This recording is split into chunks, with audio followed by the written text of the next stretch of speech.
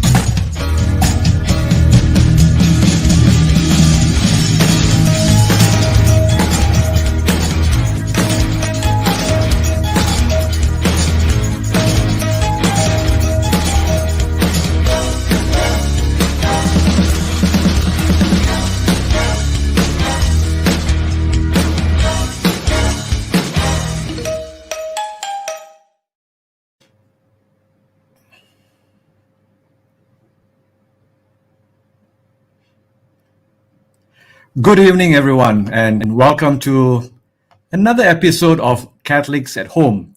Now, you may wonder that you know that Catholics at Home usually comes on Saturday mornings at 10:30 a.m. and you may be wondering, how is it that we are having a session here on Tuesday evening at 8 p.m.? Well, we are starting off a new series in collaboration with the Archdiocesan Ministry for Ecumenical and Interreligious Affairs. We are kind of collaborating with them to bring you a 7-week series on understanding world religions. Now, the song that you just heard in the beginning is the Prayer of St. Francis, and many of you know the song by St. Francis. And Francis, who comes from Assisi, it's a very significant place because Assisi is one of the place where, within the Catholic circles, is the place where interreligious gathering happens. And so we thought appropriately we will begin with the song or the prayer of St. Francis, "Make me a channel of your peace." So wherever you are watching us, you're viewing us from, welcome. Hope you have had your dinner and you are relaxed, have your cup of coffee or tea with you. For the next 1 hour, we are going to have this conversation to start us off with the religion of Islam. But before we start off our conversation this evening, I would like to bring on the ecclesiastical assistant or a priest in charge for the interreligious and ecumenical affairs of the Archdiocese, Father Xavier Andrew, just to tell us a little bit about the whole concept, the objective of having this 7-week series together with Catholics at Home. So good evening, Father Xavier. Good evening, Father. Thank you very much, Father Clarence, for this invitation to Catholic podcast with which we are collaborating as from AMEIA. AMEIA has been very often wondered, people were wondering, what is AMEIA, Mamma Mia or Pimia? AMEIA, of course, Mamma, we all know that from Latin, which says, from Italian word that says, oh my goodness, but AMEIA is not so. AMEIA is basically, like what Father has just said, Archdiocesan Ministry of Ecumenical and Interreligious Dialogue. And we are embarking on this program running in collaboration with Catholic at Home podcast, where Father Clarence is no alien to it. He's familiar and popular face. No need any introduction from us. Also, the Catholic Research Center, Director of Catholic Research Center of the Archdiocese of Kuala Lumpur. Now, coming to AMEIA itself, basically we have a few objectives lined up. To promote mutual understanding, respect, and collaboration with Catholics and people of other faiths, basically to build bridges, promoting dialogue, and with other religious traditions, cultures, and ecclesiastical communities, both with Christians as well as people of other faiths. And besides that, we also encourage study of religions, what we are doing tonight, and we promote formation and persons dedicated to dialogue and ecumenism. These are the thrust of AMEIA. Basically, these are the things that we are embarking on, and currently this is the program that we have devised and we have organized. which will run a series of 7 conversations with different religions, beginning with Islam today. And we thank God for the presence of these esteemed speakers, Dr. Nurul Haq, Alwani Ghazali, and Father Clarence will continue introducing afterwards. No, before we continue, I must tell the audience, for the Xavier and I, there's a special connection between us. Not only because we are both priests in the Archdiocese of Kuala Lumpur, we come from the same town, Rawang, and we lived in the same taman, and we went to the same school. At least, towards our secondary school, we went to the same school. We share similar friends. We have common friends. And I remember playing football in that one field that we had in our taman. I don't know whether you remember that or not. Yes, I remember. Which was not very far from where you were living in the same taman. So it's a great pleasure to welcome you, Father Xavier, to Catholics at Home and to initiate this conversation. I think it's a conversation that is much needed in these times, isn't it? There's a lot of misunderstanding, and because sometimes we don't understand, there's also suspicion, and that causes a lot of unrest amongst many people. So I think an initiative like this to help people to understand really the tenets of the different faiths gives us a wider perspective. And because we live in a multicultural, multi-religious, multi-ethnic society, we are bound to relate with one another. And when we understand one another better, it just makes harmony and fellowship a lot better. So, congratulations to your team in AMEIA for having initiated this conversation, and we are happy. Catholics at Home, we are always happy to collaborate with any ministry in the church in a platform like this to bring greater understanding of ourselves, our faith, and also together with the people that we live in. Now, let us now welcome our guests this evening. We have 2 very knowledgeable guests who have joined, who will be joining us this evening for this conversation. There's Dr. Nurul Haq and also Dr. Alwani Ghazali. Good evening to both of you. Good evening. Thank you, Father Clarence. Thank you very much. Thank you very much for taking time off. I know that during this lockdown, people think that we don't work, but in fact, I think for me, probably like me, you too, we seem to be working, day and night, and sometimes losing the sense of time also. When is day, when is night? If you don't look out of the window, is it the same for you, both of you too? Exactly. I lost counting days these days. I don't know what time it is outside unless I look out. Now, let me just very briefly introduce both our guests. They have a long list of things that they have accomplished. I'm sure you can look them up in Google. I'm sure Wikipedia has a posting on both of them. But very quickly, Dr. Nurul Haq is a consultant to the United Nations Population Fund. We have met Dr. Nurul. I have met Dr. Nurul on countless occasions on different platforms and different places. And we have Dr. Alwani Ghazali, who's the senior lecturer at the Department of Aqidah and Islamic Thought at the University of Malaya. It's a great pleasure. Excuse me. It's a great pleasure to have both of you with us this evening to start us off on this conversation on Islam. This evening, let me start just Dr. Nurul, if you can help us understand. If I were to ask you, what are the key tenets of Islam? For instance, are there a few key points that it's universal? Anywhere you go, you will see the same things. Okay. Yes, of course. The key tenets you are referring to is what we call the arkan, or the rukun Islam, the pillars. There are 5 pillars, and these 5 pillars are accepted by Muslims globally, irrespective of ethnic, regional, or sectarian differences. The first one we call the Shahada, which is the declaration of faith. It's very simple. The Shahada says that I bear witness that there is no God but Allah, and Muhammad is his messenger. That is number one. You have to testify, you have to believe this. You must have a firm conviction on this declaration of faith. And then the next one, we have the canonical prayers, 5 times daily.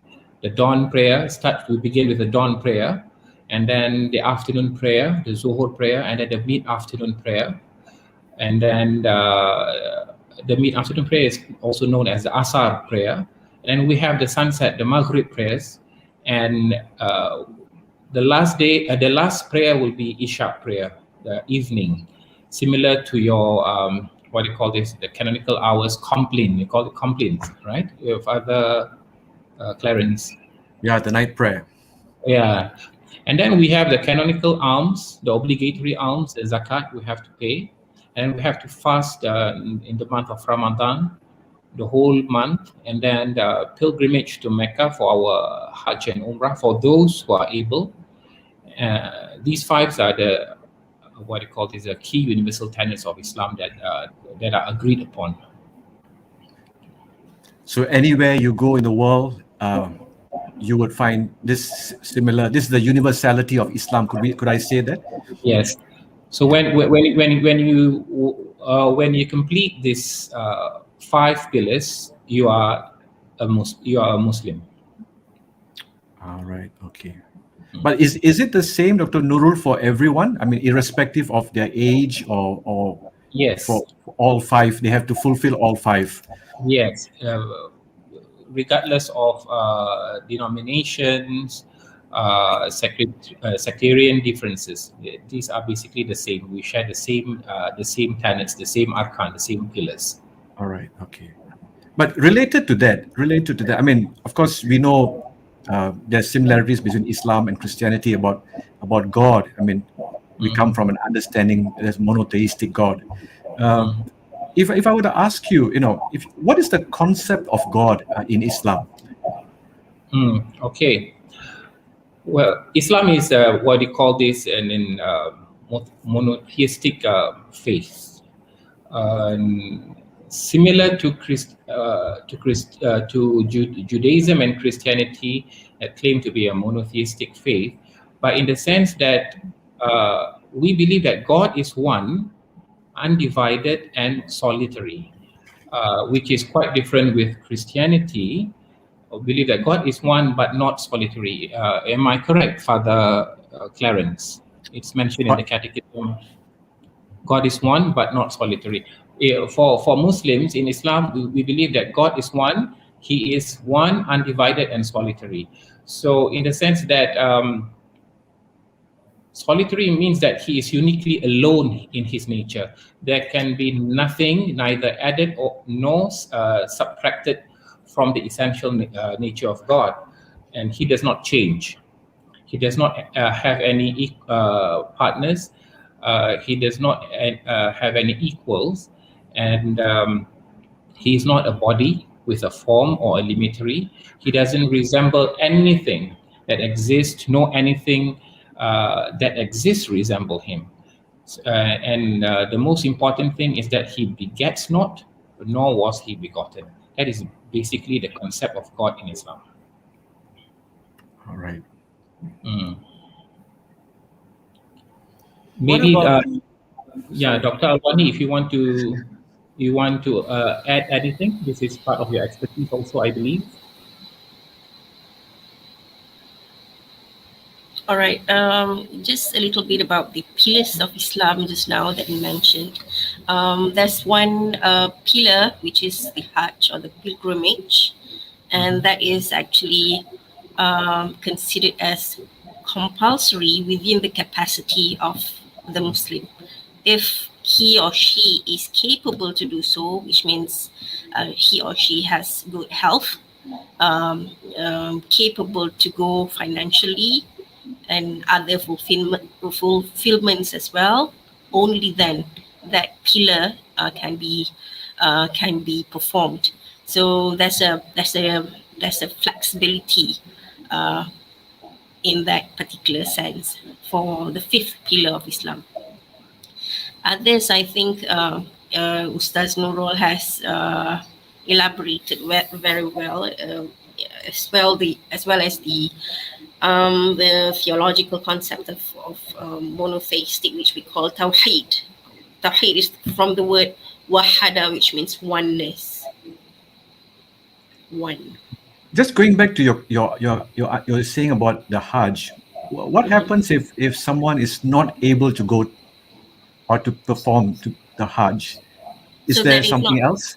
That is not considered sinful for her or him, because in the hadith itself it mentions that the pillar becomes a pillar for those who are capable to do so. So even if someone is not capable to do so, so the obligation is actually lifted from her or him.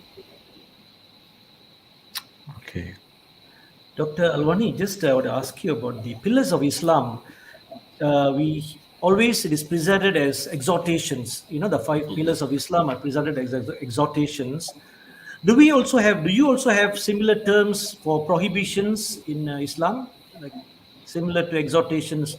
Are there any pillars, or you may not call it pillars, maybe some prohibitions? Perhaps you can explain a little bit of this concept of this pillars, whether you have anything, prohibitions of that nature? Yeah, I would like to add to the explanation of pillars of Islam. Actually, we have another dimension which we call pillars of Iman, and that is also considered as fundamental for Muslims. And there are 6 pillars of Iman: believing in Allah, believing in the Prophet, believing in the books, the hereafter, the angels, and also qada and qadr, or the destiny, predestining of good and evil. So these are the basics of Islam. Okay.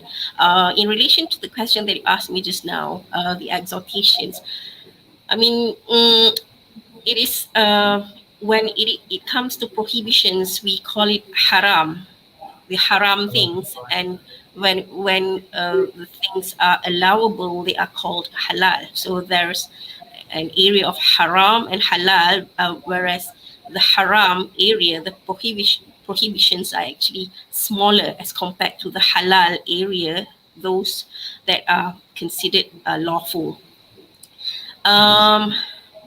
So within that category, actually, the haram, okay, within the haram area, we have many categories. The most sinful act would be a shirk, or associating to Allah some any other power. Okay, that is considered the most unjust sin. Okay, then comes other things that are considered as disobedient to Allah, like being rude to one's parents, backbiting, slandering, fornication, adultery, murder, suppressing the poor, suppressing the orphan, liquor drinking, the practice of usury, bribery, so on and so forth. So those are haram. The rest are considered halal. So it's not only the food that we consider haram, but it also applies to many other things, any other actions. Would that also apply to halal, besides haram, besides just not to food, but anything else and everything else? Yes, the act of yes, halal, definitely. Yeah. Thank So you. the halal also, there are many categories in halal. There's which is called a mubah, which is you are allowed to do that thing. So it's kind of neutral. And there's mustahab, which is likable, favorable. We are recommended to do those acts because it will produce something pleasant. Thank you. You're talking about belief in the one book. Dr. Nurul, if I could bring you into this conversation, could you tell us a little bit about the Quran, the Holy Book? How did it come about? Because a lot of people have heard different things. Then from our Catholic tradition, we have a kind of a different perception about the Holy Book as being inspired. From the Islamic perspective, tell us a little bit about the Quran. How did it come about? And I'm also curious to know, I mean, in terms of interpretation, who interprets it? Is there a body that's able to interpret the Quran officially for everyone? Okay. Before I answer that question of yours, I would like to add into Dr. Arwani's comments on the pillars of faith, the Rukun Iman. In the order of succession, the first is belief in Allah, and the next is actually belief in the angels. The angels, and then after the angels would be the scriptures, the word of God, the book, then only the prophet. The angels in the second succession, because Allah communicates through to the prophets through the angels, so they come second in hierarchy, and the angels impart the word of God to the prophet, so the scriptures come third in hierarchy, then only comes belief in the prophets and so forth. Okay, to answer your question on Quran, to help you understand the Quran, how did it come about, and the authority of interpreting the Quran. Well, it is our belief that the Quran enshrines the literal verbatim word of God. Okay, it's revealed in the Arabic tongue, and that it was transmitted to the Prophet Muhammad by the Archangel Gabriel. And the whole revelation took about roughly about 23 years. And during his lifetime, the Prophet would have individual passages or verses revealed to him, and he and others would memorize these verses, these passages, and under the guidance of Gabriel, the Prophet organized these passages into the existing chapters. And after the death of the Prophet, the text of the Quran was codified during the caliphate of Abu Bakr, his father-in-law, and then it is preserved to this day. As for the structure that offers authentic interpretation of the Quran, this is pretty much covered by the science of tafsir, okay?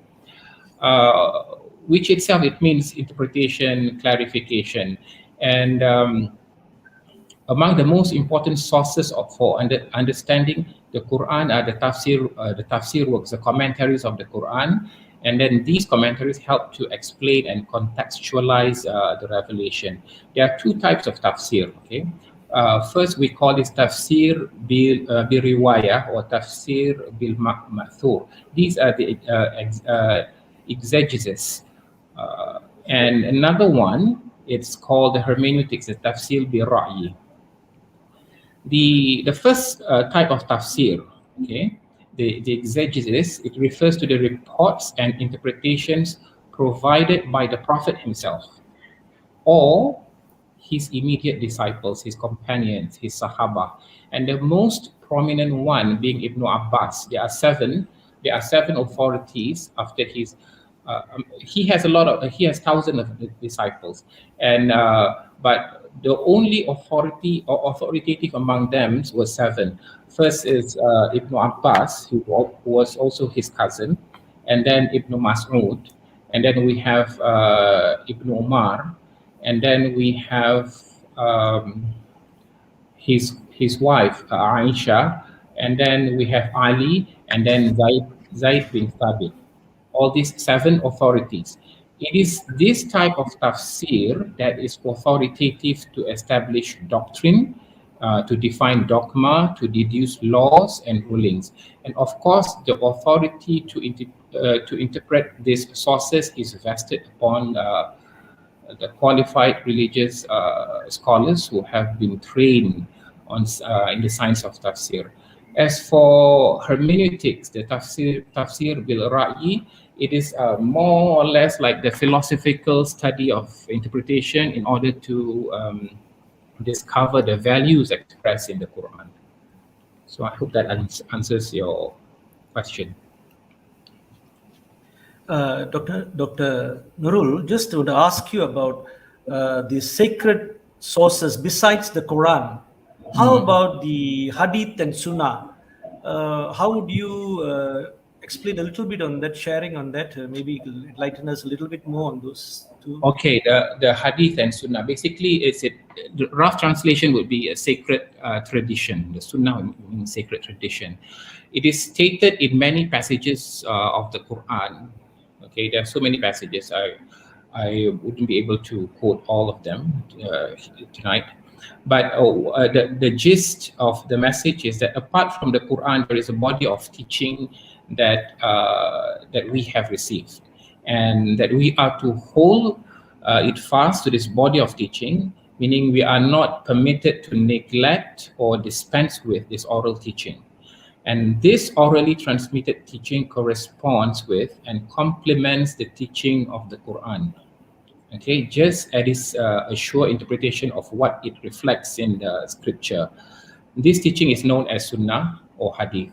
Sunnah basically means the actions, the tradition of the Prophet, or his tacit approval, while Hadith refers to his recorded sayings, the reports attributed to the Prophet. And then we have another inviolable sacred source. It acts like similar to the magisterium of the Catholic Church. We call this ijma.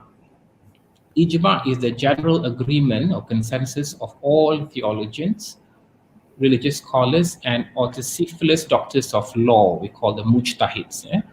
Their consensus about a particular doctrine, dogma, or religious ruling regarding a matter or event after the death of the Prophet. And the rulings agreed upon by this ijma, by this body of scholars, constitute the deposit of faith that is inviolable. And the scholars of succeeding era are forbidden from making the ijma an object of fresh or new scholarly exercise, because the ruling on it, verified by ijma itself, is a definitive legal ruling, which means it does not admit of being contravened or annulled. So that's it. So you would say, I mean, apart from the Quran, there are three other sources that people would refer to, Yes. To understand their faith. Yes. Yeah. Okay. I mean, we talked a little bit about the key tenets of the faith. We've come to the sacred book. Just to move on a little bit in this conversation, Dr. Alwani, in terms of, our relationship with God. Of course, ultimately, all religions want to lead us to God. And that simply means that, the whole idea of worship, I think Dr. Nurul mentioned about the 5 sacred moments of prayer. For the benefit of our listeners this evening, what happens in those 5 hours? How see, for example, in the Catholic tradition, it's quite, if you've been to a mass, you know how the different parts of the mass. Is there a kind of a proper order for the 5 prayer hours that you have? And if you could explain to us what happens then, and maybe just apart from the 5 hours, can someone have their own prayer, for a special moment like that? Yeah. That's that question. Okay. So that question goes to me, right? Yes. Okay. So when we talk about prayers, actually, besides the 5 times per day, we also have few in between, which we call a nawafil. So it's like supplementary to those the obligational prayer, the compulsory prayer, and that those are the exercises that we do, spiritual exercises that we do to strengthen our relationship to Allah. Excuse me, Father, because my house is actually beside the surau. Yeah, and I'm don't sure worry. you can hear the azan. Yeah. So I would like to pause for a bit and then I continue, because the azan is quite loud. Okay. I'm not sure whether my voice won't go through. So perhaps we bring Dr. Nurul into this conversation. Dr. Nurul, in terms of worship, prayer, could you take us through the steps? What happens at prayer time? Well, The prayer. Okay. What happens? We have What are the rituals from? yeah, each of the there are rituals, physical rituals, and also the what they call this the pillars of prayer. 13, we have about 13 pillars that must be fulfilled. As you have to stand if you are able for obligatory prayer, and then you must say your intention for the specific prayer, and then you must recite the Fatih, the Surah Al-Fatiha is akin to what they call this the Lord prayer. That is a must. You must read Al-Fatiha in Arabic. After that, you bow down, and then you prostrate, and then you get up from prostration, and then you prostrate again, and then you get up again, and then recite the Fatiha. It depends on how many cycles of prayer you have. For the dawn prayer, we have 2 cycles of prayer. For the afternoon and the mid-afternoon prayer, we have 4 cycles. And for the sunset, the Maghrib prayers, we have 3 cycles. And for the Isha, for the evening prayer, we have 4 cycles. So basically, you kind of repeat the process, and then you consummate the prayer. You end the prayer with salam, where you say, you greet on your right, Assalamu alaikum warahmatullah, and to your left, Assalamu alaikum warahmatullah, you conclude your prayer. Is it a must? Or these prayers? Pardon me? No, is it a requirement that all of the Muslims have to pray this Al-Fatiha in Arabic, or can also do it in? Yes, but of course, if you are a new Muslim, for example, and there is not much time for you to learn the Fatiha by heart when the time of prayer has entered, you are allowed to recite the simplest form of litany in Arabic, and you can repeat that 7 times. That would suffice it for the time being, until you are able to learn the Fatiha by heart. Because the Fatiha 7 times, because the Fatiha himself is, it consists of seven verses. So which prayers are personal? Which prayers are done personally? You can do it at home, and which ones are done communally in a mosque, that you have to go to a mosque? Is there a separation in how the worship is done? The obligatory Friday prayer must be done in congregation. It doesn't have to be in a mosque, but it must be done in congregation. The rest of the prayers can be done at home, or can be done. It's preferably to be done in congregation, but it's not as obligatory as the Friday prayer that must be performed in congregation.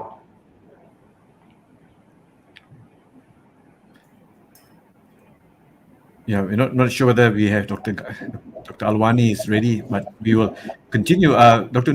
So in terms of the prayer, apart from those 5 hours of prayer, if someone wants to pray, just there's a special intention that you want to pray.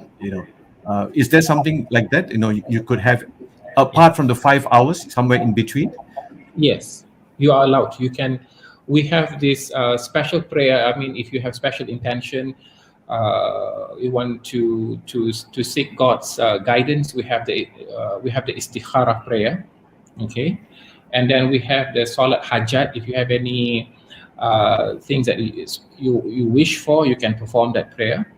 And there are so many other prayers. There are in between the morning, in between the dawn and the afternoon prayer, there is one recommended prayer, but it's not compulsory. It's up to individual. We call it the duha prayer. So yes, to answer your question, we have so many prayers which are not compulsory, but it's up to individuals to one's capacity to perform it. Let's try and bring Dr. Alwani back into this conversation. We do apologize. It's okay. I apologize for that. Do you want we talked a little bit about prayer times and formal, congregational, then individual, special intentions. I just want to move a little bit to festivals, major festivals. What would be considered the major festivals for a Muslim? Okay, can I comment a little Sure. bit about the worship part and the Sure. rituals, etc.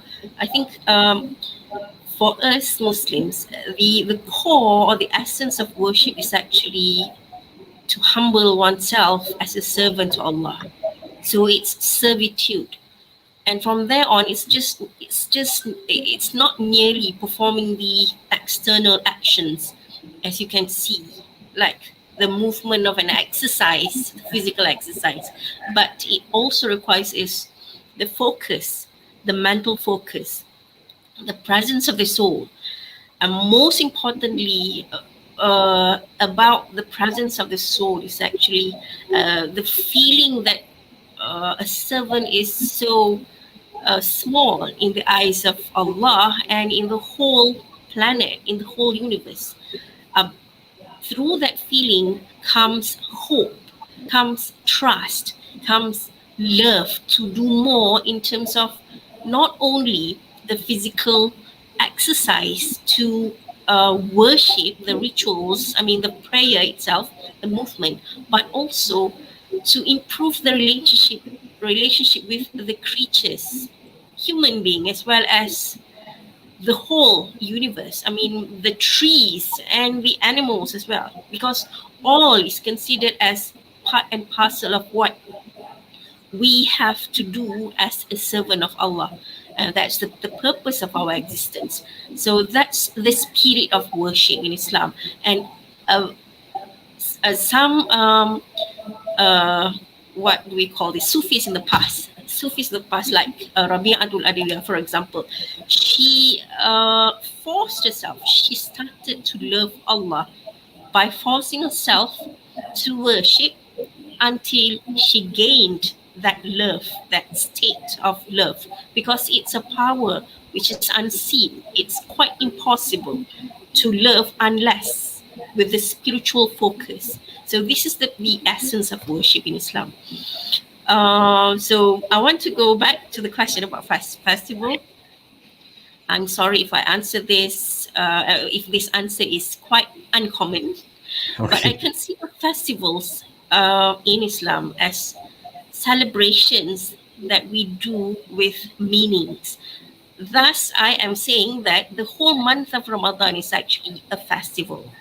Why am I saying that? Because throughout the day, we are worshipping Allah by trying to abstain ourselves from food, drink, sex, control our tongue from saying bad things, controlling ourselves, the whole senses.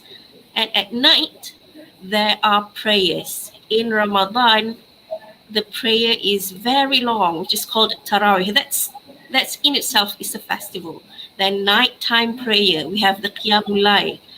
We in Ramadan also, there's a night which is called Laylatul Qadr, which promises the reward of 1,000 months of worship. So this festival is actually the biggest festival of all. And of course, the common festivals, as one understand, because we have the holidays in Malaysia, Eidul Fitr, which actually is the end of the achievement of the whole month of Ramadan. And finally, we also have Eidul Adha, which is the celebration of sacrifice. So that's basically about festivals in Islam. No, the reason why I ask you is because in Malaysia, whenever it's a holiday, people just enjoy. Oh, it's a holiday. Never mind. It doesn't really matter what the holiday is all about. We just want the holiday. But just to help people understand, why is it a holiday? It also helps us to understand better. We have different Islamic celebrations. The Prophet's birthday. You have different Hajj, of course, the Eidul Fitri, and so it kind of helps us to also appreciate these things rather than just saying, oh, it's a day to relax. Of course, no one would ever say they don't enjoy a public holiday, whatever form it comes. Even if we win a football match, we want a public holiday. So it helps us to understand better. Yeah, Father Xavier, over to you. Yeah, I like that interpretation when you said festivals, especially Ramadan, is not anything but a celebration. It's more festival in itself, not a burden, not a burdensome thing. And I think that approach towards Ramadan will be a very beautiful approach. Sometimes people think this is a burden we are doing. That apply to anyone, I think, and that's a very wonderful outlook. Interpretation that I just gathered from you. That's wonderful. Yeah. Dr. Nurul, I want to come to a very difficult point, probably contentious also. It's about the Sharia. There's a lot of talk about it. There's a lot of misconception about it too. There's a lot of fear about it. Help us understand. About the Sharia and how does it apply, for example, to Muslims in a, if I may use the word, in a secular state, like how does it apply, and how will that, people are worried, how does it apply to, maybe I'll bring in Dr. Alwani, how does that apply to non-Muslims, to help us understand this very contentious subject? Okay, when the first thing I would have to say, when people hear the word Sharia, the first thing that comes to their mind is punishment, chopping off limbs, stoning. That is not Sharia. Okay, what does Sharia mean? Okay, because when it comes to the penal code, the punishments, an important point to know about Islamic governance in a secular state or in an Islamic state, whatever you call it, it does not revolve around imposing punishments. Okay, it is about serving justice, adil, adalah, on the basis of the higher objectives of the Sharia. Okay, and this does not mean that there is no need for law, okay, or Islam promotes lawlessness. No, it doesn't mean that, because through the use of normative, directive, and prescriptive rules, supported by by varying degrees of sanctions, law has been used to create a climate of social order that benefits all members of the society, including non-Muslims, and Islam approves such law. Therefore, any machinery of law that serves justice to all members of the society, not just Muslims, but also to non-Muslim, and does not run contrary to the Sharia, is necessarily Islamic, even though it is not textually spelled out as such in the Quran or in the Hadith or in the Ijma. So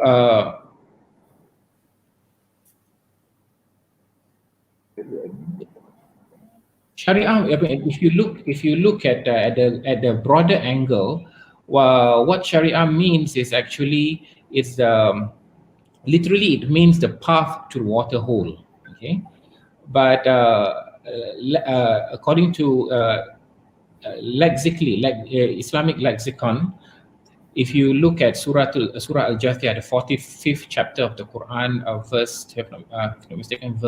verse 8, what Sharia means is the entire code of life that is wanted by God, determined by God, not just one part of punishment. Yes, punishment is one part of Sharia, but it's not the whole picture of Sharia. Okay, and how does it apply to Muslims in secular state? Whether this is a legitimate concern to the non-Muslims, yes, I would say it's a legitimate concern, because you must look at the Sharia as a whole. It's not a religious law applied to the Muslims only. I would like to draw a comparison with the church law. Okay, if you look at the canon law of the Catholic Church, Canon 11 and Canon 1311, basically the church law only bind those who are baptized in the Catholic Church, and Canon 1311 states that the church has its own inherent right to constrain with penal sanctions Christ faithful who commit offenses. So, I mean, the church law is limited to those who are baptized. But when it comes to Islamic law, I'm not talking about the Islamic law practice in Malaysia, but the Islamic law as it is. As the law of the land, it applies to everybody, including the non-Muslims. Okay, what this means that the non-Muslims are to be included in the Sharia prescribed rules pertaining to this is a matter of ijma, the matter of scholarly consensus, that the non-Muslims are to be included into the Sharia prescribed rules pertaining to the safety, indemnity of life, reputation, which is chastity, and property. However, the non-Muslims are exempted from laws their religions held to be permissible, such as drinking wine and eating pork. Okay. However, even though it affects non-Muslims, the Sharia prescribed punishments cannot be meted out. Why? Because its establishment in our current context, in our situation right now, does not fulfill the requirements. There are so many requirements before the Sharia prescribed rules can be implemented, can be meted out. But in Malaysia, these requirements are not fulfilled. So because of this, the establishment, because of the non-fulfillment of the requirements, the Sharia prescribed punishments cannot be meted out. And also we have constitutional issues and other legal impediments. So maybe Dr. Alwani, you would like to add? Yeah, Dr. Alwani, would you like to add something?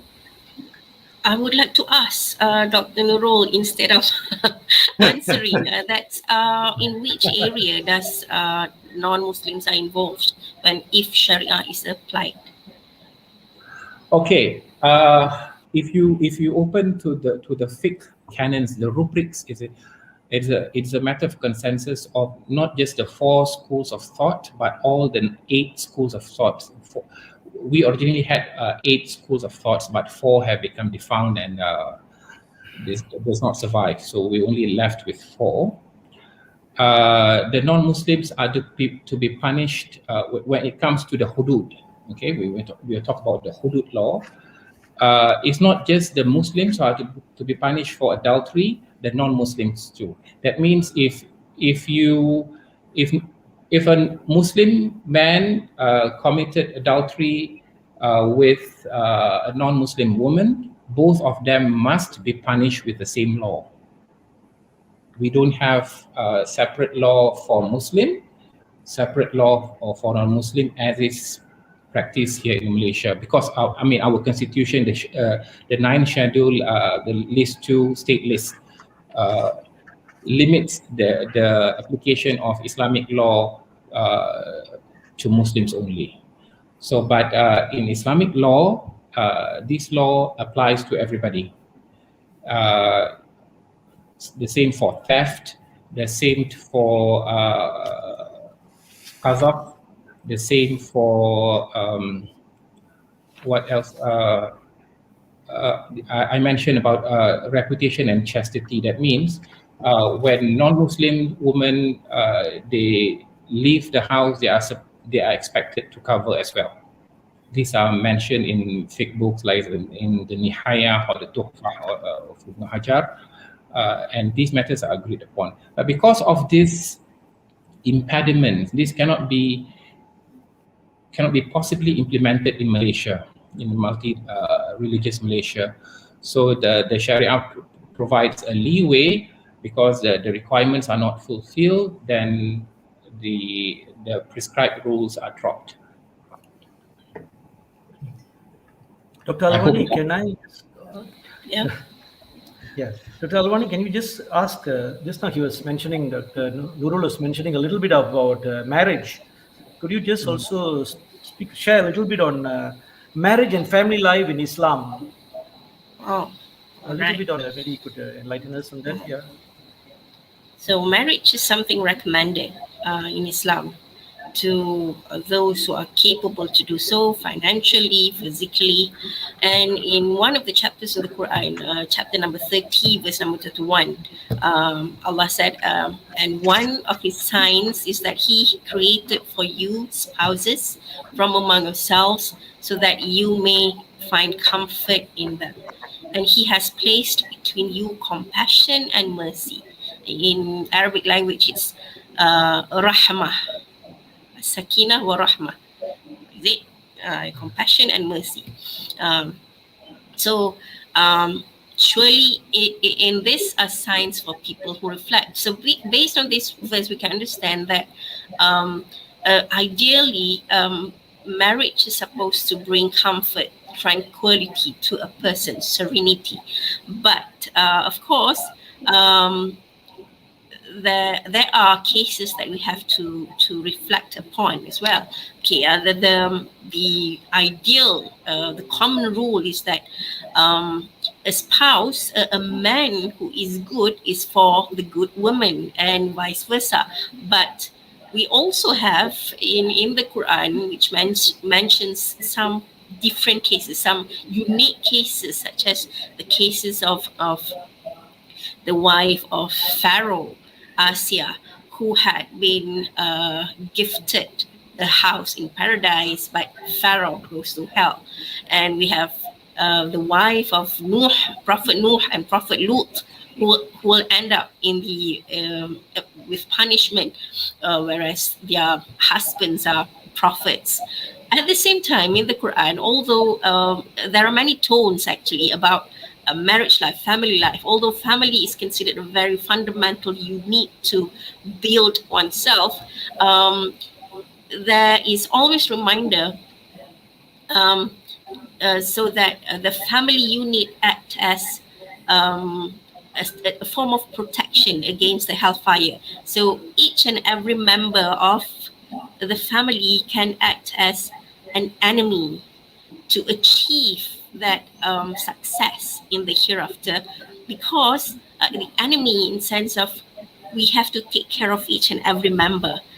The man, the role of a husband in this sense is actually qawwam, which means not a leader, autocratic leader, dictator, no, but someone who is supposed to protect the wife and the whole family members, protect from the hellfire, protect by providing the necessities to the family members. So this basically it about the marriage and family life in Islam.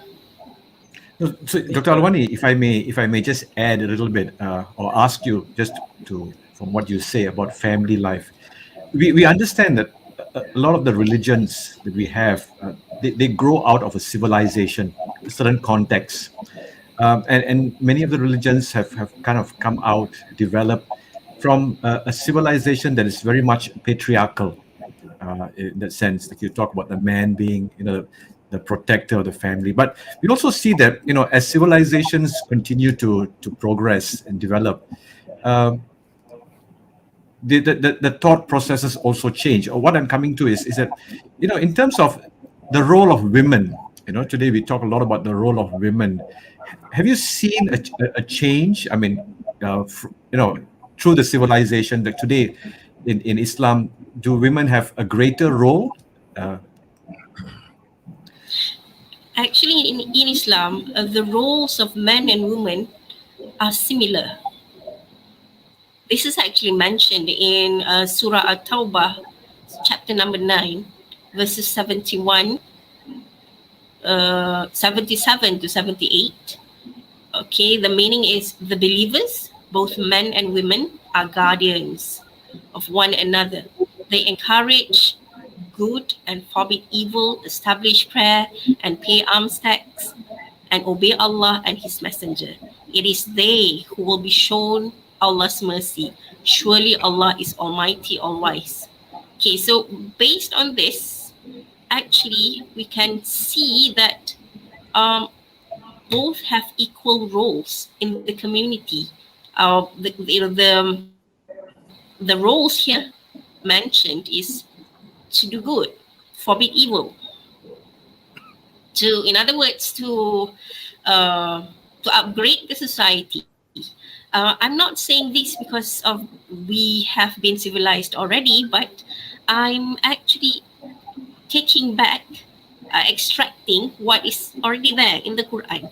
If I were to support this argument based on the hadith and of the Prophet, which reports the actions of the women in the past, which means 1,400 years ago, we can see various of hadith, about 175 hadith, which describe the active participation of women in the community among the sahabiyat, the female companions of the Prophet sallallahu alaihi wasallam.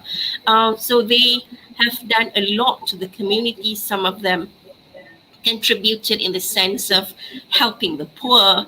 Some of them work as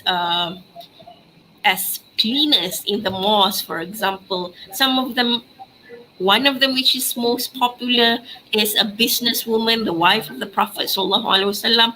So they have been very active in the community. So with this role in mind, perhaps we could say that the distortion was in the timeline of the history, whereby this understanding has been misunderstood in a way, or misled in a way, that women participation, women's role in the community has been blocked somewhere or has been marginalized somewhere, which we see now that they are not empowered to be active in the community for some reasons.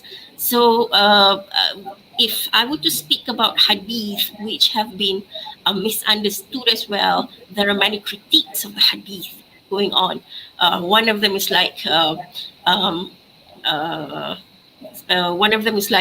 this one, which goes, which the meaning is like generally like this: the best woman is the woman who is never seen by a man. So this is a hadith which is criticized based on the narratives of the hadith and the context which has been used. They say that, I mean, the narrators involved said that this was the answer of Fatima, the daughter of Prophet Muhammad sallallahu alaihi wasallam, when he asked about who is the best woman.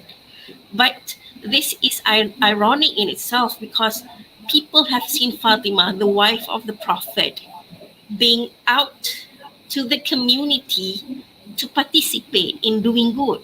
So something wrong in the understanding. There's something wrong in the understanding. So that's about the role of women in Islam. If you were to ask me about the restrictions of women as compared to men, it depends on how people see these restrictions. Because, for example, when we talk about the covering or the dress code of a Muslim woman, the dress code is meant for so that they are different, so that they can be known by their identity, so that they are protected, the chastity. Okay. At the same time, there's an order for the men. Okay, in the same surah, the verse before the verse about covering of the body, in the same surah also, Allah stated about the men who are supposed to lower their gaze, to look, to protect their sight from seeing things that they are not supposed to see, because of chastity as well. So, considering all that, I do not see there is much restrictions in this particular topic that we're talking about. Yeah. I like Malaysia for its many reasons. One of the reasons is because it's very colorful. It's very colorful, multicolored. And among these multicolored things that we have is also the multi-religious and multicultural society that we are in. And Islam, being one of the forefront religions, or rather the ones with biggest population in Malaysia, what do you say? This is either take from Dr. Nurul or Dr. Alwani about their other religions and the dialogue with other religions, interreligious dialogue, let's say. So, what are those things that we always are concerned about? Like tonight we are having this is a very beautiful platform. We are engaging ourselves in. So, from your perspective or your understanding, or what Islam say about other religions and interreligious dialogue? Okay. Dr. Alwani, maybe? So, okay, all right. See, number one, when we talk about the perspective of Islam about one thing, we must consider that there are, in some cases, there's a spectrum of opinions about things, and this issue is related to the issue of religious pluralism at large, as some people may define it, but I would like to use the other term, which is called religious plurality or peaceful coexistence. So first of all, when I say it's peaceful coexistence, I would like to shed some light upon one fact. Okay, and again, this is a dispute among many scholars in Islam, within Islam. So this is my stance. I see that Islam actually holds an exclusive view on the validity of religion. And that's why there's in the Quran the verse which says, Inna dina indallahi Islam. Verily, the only religion which is accepted in the sight of Allah is Islam. Okay, so majority of the people in Malaysian context believe in this. Okay, having said that, okay, it does not mean that the rest are enemies. Okay, because we believe in the validity, exclusive validity of Islam, Muslims have the responsibility of doing something which is called da'wah, or which is similar to missionary process, calling the others to Islam, inviting the others to Islam. In the Quran itself, in chapter number 16, verse number 127, is mentioned that the process of invitation to Islam must be very wise. Udu'u ila sabili rabbika bil hikmah, which means invite all to the way of your Lord with wisdom. Wal maw'izatil hasana, and kind advice. And only debate with them with the best manner. Wajadilhum billati hiya ahsan. So this verse tells something that da'wah is a process which requires wisdom, kindness, and all sorts of beauty. Okay. While doing so, there's also another verse that we have to focus. That's verse from Surah Al-Ma'idah, chapter number 5, verse number 48, which says, we have revealed you, O Prophet. Okay, that's a long one, but I would like to only read the core of the point. If Allah had willed, He would have made you one community, but His will is to test you with that He has given each of you. Which means if Allah wants, He will make everybody Muslims. But it is His decree as well to make people in various forms, various religions. Okay, because of that, we come back to the most fundamental aspect of dialogue, which is Surah Al-Hujurat, verse number 13. O humanity, indeed, we created you from a male and a female and made you into peoples and tribes so that you may get to know one another. Surely the most noble of you in the sight of Allah is the most righteous among you. Allah is truly all-knowing, all-aware.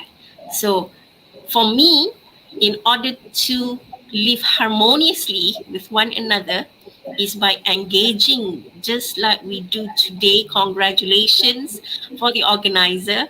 I hope that this exercise is actually started by the Muslims, because we have to know one another, okay, and then to be engaged in more solid activities, not only of talking about religions, but also to go down to the field, down to the earth, to see and help people as our religions have encouraged us. So that's how I see it. Dr. Nurul, I would like to, you have been on many panels, interreligious panels. We have been together in each other's company on different occasions. How do you view, as a way forward for Malaysia? Do you think, the more we engage in conversation, I'm not just talking about inter-religious. Sometimes I think it's also important intra-religious within ourselves too, to try and understand ourselves in terms of our identity in relation to another. Do you think that is something that is actively pursued in Malaysia? And if no, why do you think it's not? Well, I would say, how shall I say it? Okay. I would say that we Malaysians, we have this fear of the unknown. Okay. Unknown about other religions, unknown about our own religion. And because of this fear of the unknown, we tend to resist that unknown thing and the person that comes with it. So it creates the barrier, and we are not able to appreciate coexistence. So what needs to be done, there must be regular exercise, not only to know about other religion or other culture. As you said about intra-religion, for example, I would have to say simple issues like dogs. Okay, when you mention dogs, to the general, to the layman, to the lay Muslims out there, they would say, "Oh, dog is najis." Yeah, the ritual things, put it aside, but this does not mean that the ritual uncleanliness of dog. Okay, the ritual impurity of dog does not mean that we have to be inhumane, does not mean we have to abuse dogs whenever we see dogs in the street, does not mean we have to kill them, throw stones at this is just an example. And these mistreatments of dogs and the other one, swine, it has this misconception, okay, have become so absorbed into the psyche of the people that it becomes a taboo to mention, even to mention the word dog. So this is why intra-religious dialogue is very important. We need to teach people what is the correct understanding and how to relate to not just to the other circle, but how to relate within our circle. So by doing this, we are able to, inshallah, God willing, we would be able to break the barriers to coexistence. I hope that answers your question. Yeah. Clarence, yes. I think we kind of agreed in the beginning we'll talk for 1 hour, but it's so interesting that we have gone to about an hour 15 minutes. If you don't mind, just for a few more minutes, there are some questions that our audience would like to pose to you. Perhaps we could take a couple of questions if that's all right with you. There is a question, let me see, about the Hajj. Maybe Dr. Alwani, since you mentioned it earlier, the question is, what are the requirements for one to go to Hajj? Okay. Please add if I miss some points, yeah, Dr. Nurul. As far as I can remember, it's the physical strength and financial capability. Only two, only two requirements. Yeah. Did I miss anything? Now, before, have you been to the Hajj? I mean, both of you? Not yet. Okay, For me, all right. not yet. Yeah.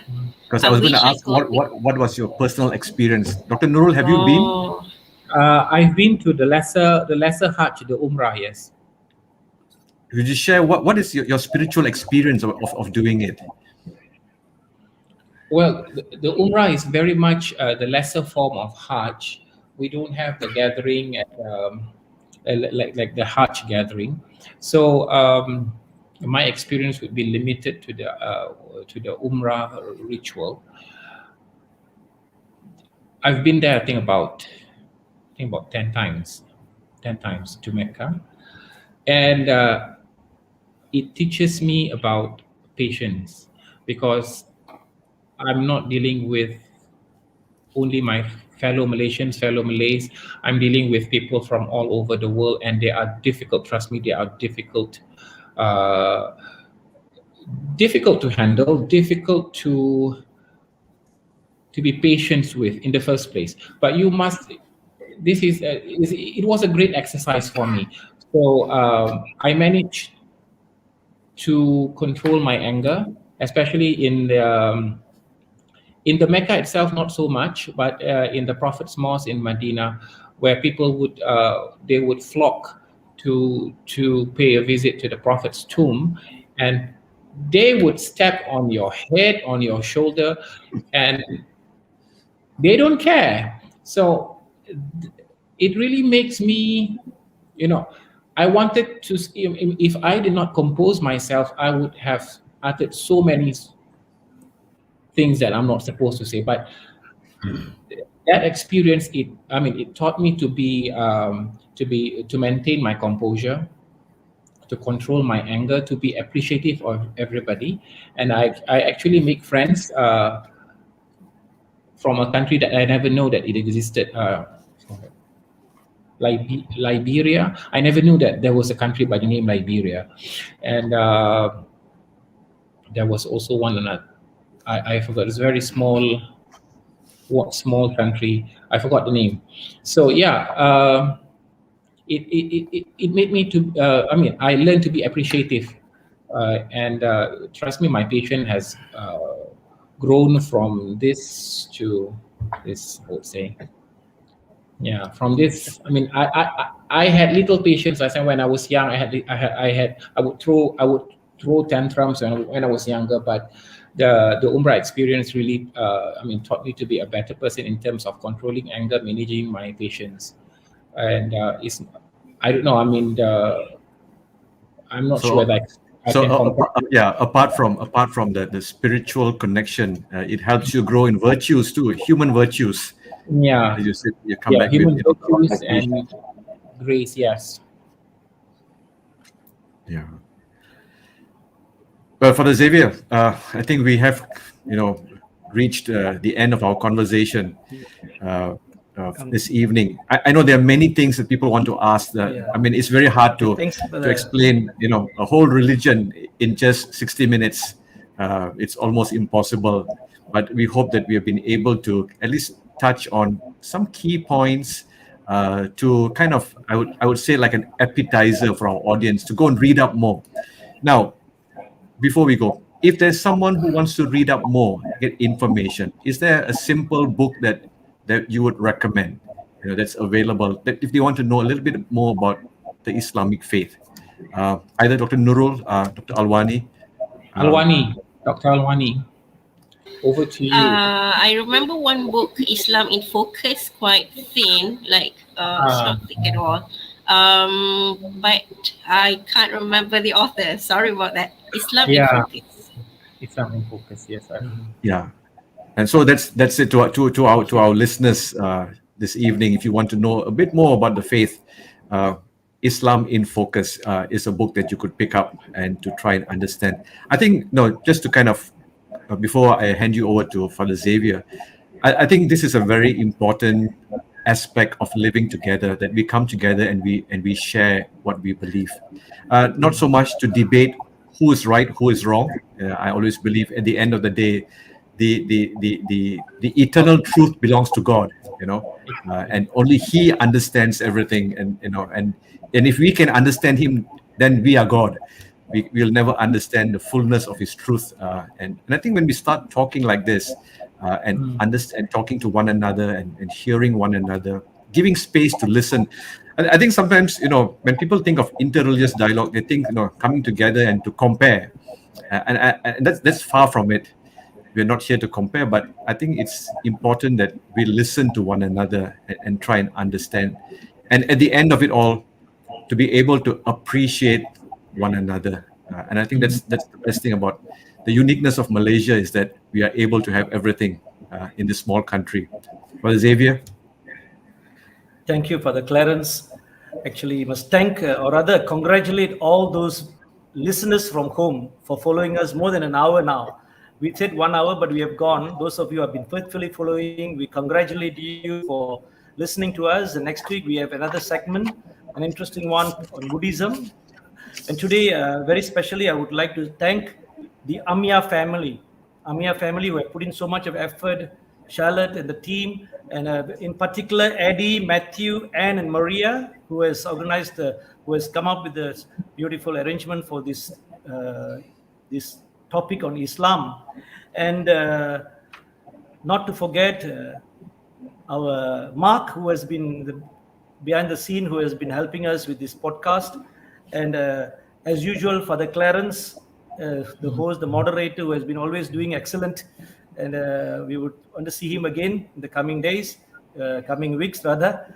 And last but not least, I wish to take this occasion to thank our esteemed speakers, those who shared Dr. Nurul, Ustaz Dr. Nurul Haq and Dr. Alwani Ghazali.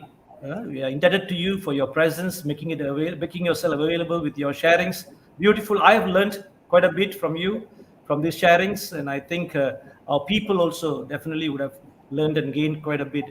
And thanks to all of you, and I hand over the baton to Father Clarence to conclude. Maybe, Xavier, you want to tell our listeners about next Tuesday? We have another one. You want to give them a preview of next Tuesday's session? Yes, next Tuesday. Thank you, Father.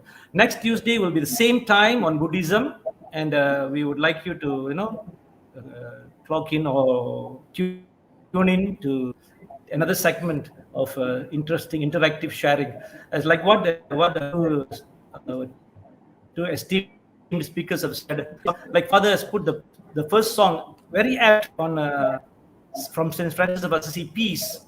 I think at the end of the day, we are not here to say so many things, but these sharings will all converge to one thing and one thing alone, that is peace. And peace is the one thing that the world is in need, where we can enjoy that peace. And with peace, we can go beyond all borders, all boundaries, to be able to share one another with one another. So I invite you all to come. I'm sure tonight also there are people from all religions, all faiths who are watching here. So those of you who are here, we congratulate you, and please do come and join us in the coming 6 other interesting weeks. So thank you once again, and I hand over to Father Clarence. Thank you, Father, for the beautiful sharing as well. Yeah, just to thank both our guests. Dr. Nurul, nice seeing you again, though virtually. We hope to have a coffee soon with you when we are able to, and also Dr. Alwani, hopefully we can actually sit around a table and have a nice conversation with coffee and tea. Thanks for having me. Yes. All right. Thank you, everyone, for joining us. We look forward to seeing you next Tuesday.